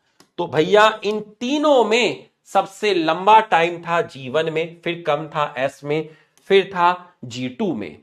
तो हमने ये डिफरेंस पढ़े। अभी और भी डिफरेंस है। अब आप मेरे को बताइए, आप मेरे को बताइए, आप मेरे को बताइए, mitosis and initiation of DNA replication. ठीक है, आप मेरे को बताइएगा mitosis and initiation of DNA replication के बीच में क्या आया? Mitosis and initiation of DNA replication के बीच में क्या आया? Mitosis and initiation of DNA replication के बीच में क्या आया? Difficult question. Mitosis and initiation of DNA replication के बीच में क्या आया? बताइए।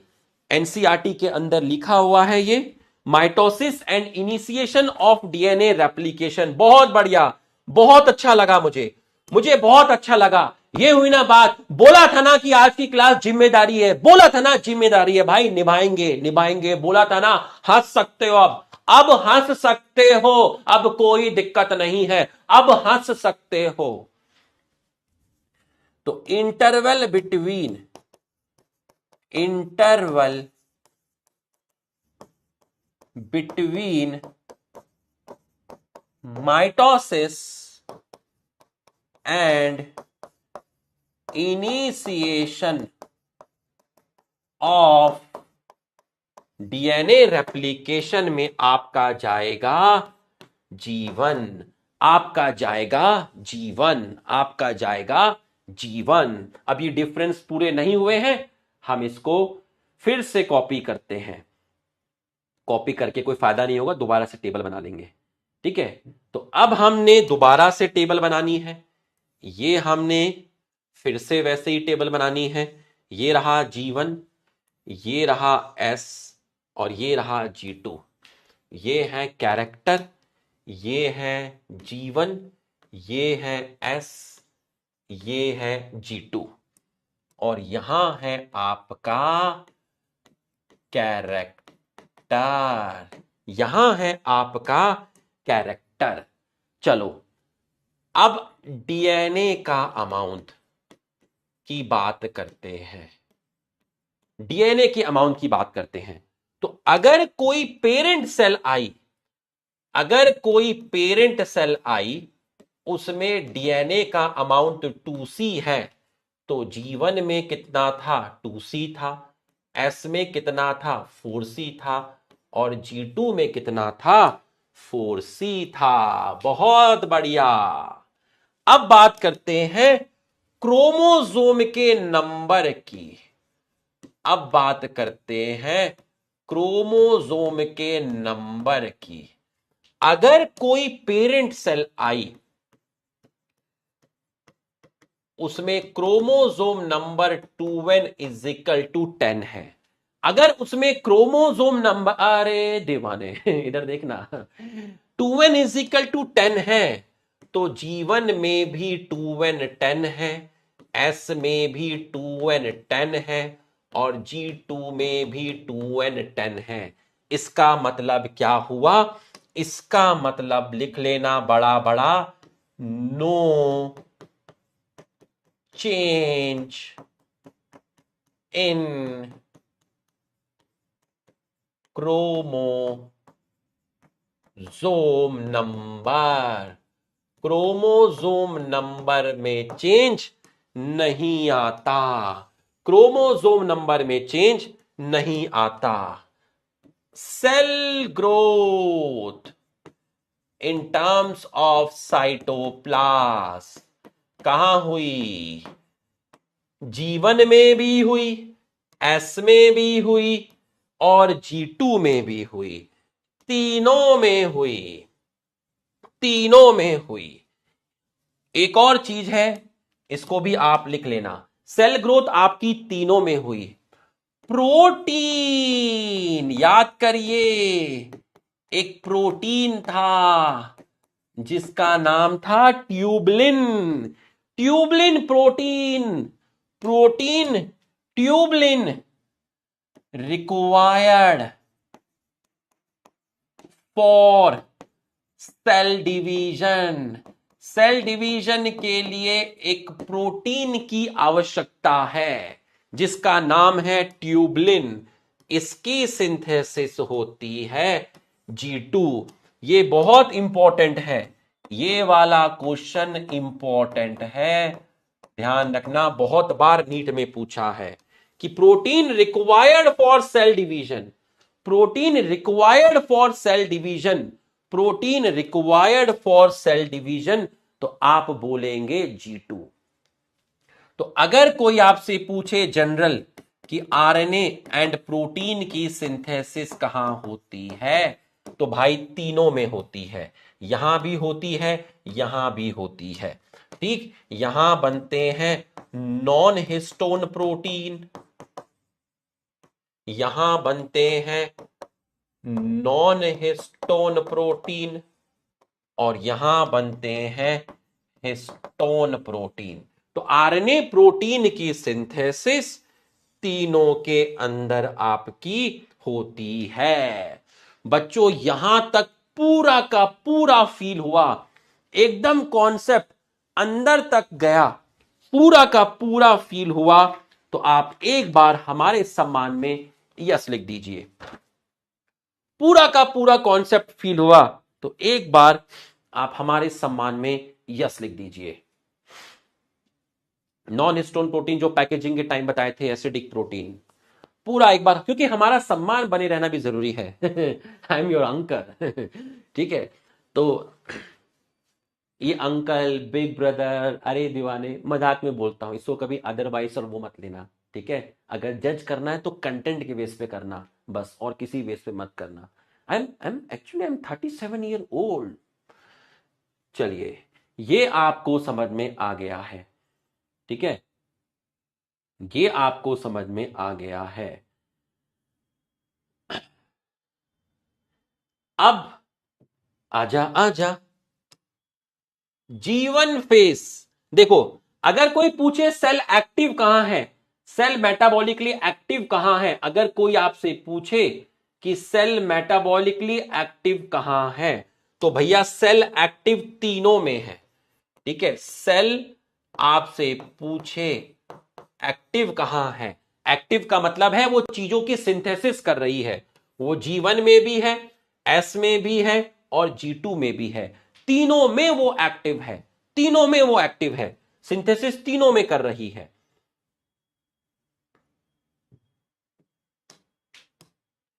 G1 phase correspond to the interval between mitosis and initiation of DNA replication. During G1 phase, the cell is metabolically active and continuously grow कर रही है, G1 से S, S से G2, but doesn't replicate its DNA, क्योंकि DNA का replication होता है S phase में। S phase mark the period during which DNA synthesis or replication take place. During this time the amount of DNA per cell double. अगर शुरू में DNA का amount है 2C तो वो S phase में हो जाएगा 4C. अगर शुरू में किसी पेरेंट सेल में 2C है, अगर शुरू में किसी पेरेंट सेल में 2C है, अगर शुरू में किसी पेरेंट सेल में 2C है तो S में हो जाएगा 4C. S में हो जाएगा 4C. There is no increase in chromosome number. अगर सेल में 2n नंबर है क्रोमोसोम के तो भाई जीवन में even after S number of chromosome 2n ही रहेंगे. नंबर ऑफ क्रोमोसोम 2n ही रहेंगे. 2n 2n 2n 2n 10 10 10 10 chromosome का नंबर सेम है. क्रोमोसोम का नंबर सेम है. In animal cell last year पढ़ाया, सॉरी लास्ट चैप्टर में पढ़ाया था. एनिमल सेल में सेंट्रियोल प्रेजेंट होता है. In animal cell during S phase DNA replication begin in the nucleus and centriole duplication in cytoplasm. क्योंकि centriole बताए थे एब्सेंट होते हैं कहां पर, प्लांट में. ड्यूरिंग दी G2 फेज, ये लाइन बहुत इंपॉर्टेंट है, मुझे बहुत पसंद है. Protein are synthesize for mitosis while cell growth continue.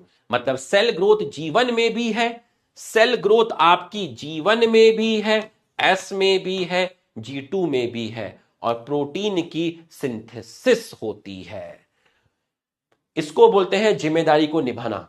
इसको बोलते हैं जिम्मेदारी को निभाना. इसको बोलते हैं जिम्मेदारी को निभाना. आ जाओ, दो इसमें पैराग्राफ है एनसीईआरटी में कि ये ब्राउन वाला है, ये तो मैं कल की क्लास में बताऊंगा. ये एक न्यूमेरिकल है ब्राउन वाला, ये मैं आपको बताता हूं अभी. ये मैं आपको बताता हूं अभी. You have studied mitosis in onion root cell. नहीं, हमने तो अभी नहीं पढ़ा है. It has 16 chromosome in each cell. ये एक पेरेंट सेल है. ठीक, ये रही. ये पेरेंट सेल पहले जीवन में गई, उसके बाद ये एस में गई, और उसके बाद ये G2 में गई. अब इसने इसके बाद किया है एम फेज. एम फेज करने के बाद दो सेल बन गई. ये है M phase. It has 16 chromosome in each cell. 16 chromosome यहां है, 16 क्रोमोसोम यहां है. Can you tell? Yes, why not? Yes, why not? Can you tell how many chromosome will the cell have G1 phase, after S phase and after M phase? तो भैया यहां भी chromosome 16 16 16 16. तो आपका M फेज में है 16. What will be the DNA content of cell at G1 after S and G2 if the content after M? अगर यहां पर DNA का कंटेंट 2C है तो बताइए G1 में कितना रहा होगा? यहां 4C रहा, यहां 4C रहा, यहां 2C रहा, और यहां 2C रहा. समझ में आया? यस लेख. समझ में आया तो यस लेख. कुछ क्लासेस मेहनत से सींची जाती हैं, कुछ क्लासेस इंक से सींची जाती हैं, कुछ क्लासेस पसीने से सींची जाती हैं. आज का लेक्चर खून से सींचा है.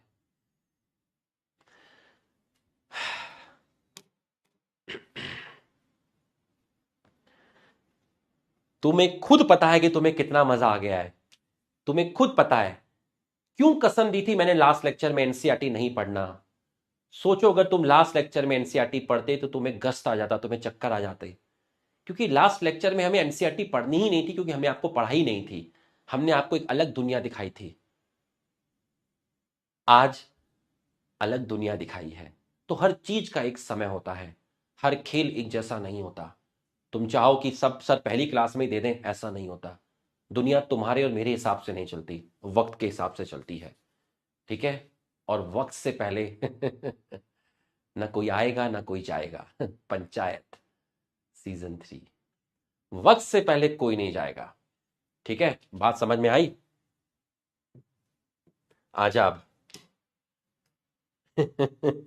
अरे खेल शुरू हुआ है बाबा, खेल शुरू हुआ है, खेल शुरू हुआ है। आजा। अभी तो 3 मिनट है, आजा। G one interval between mitosis and initiation of DNA replication, सही है। Cell actively grown but replicate DNA, G one के अंदर सेल एक्टिव होती है, ग्रो करती है, but replicate DNA, but not replicate DNA, गलत हो गया।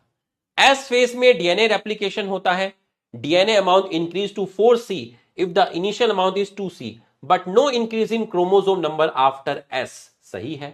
Chromosome number remain as 2N, सही है। DNA replication begin in cytoplasm, cytoplasm नहीं, nucleus. Centriole duplication in cytoplasm, गलत हो गया।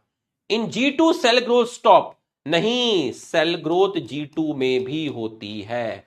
तो आपका ई गलत हुआ, ये दो आपके गलत हो गए, ठीक है। ये आपका सही है,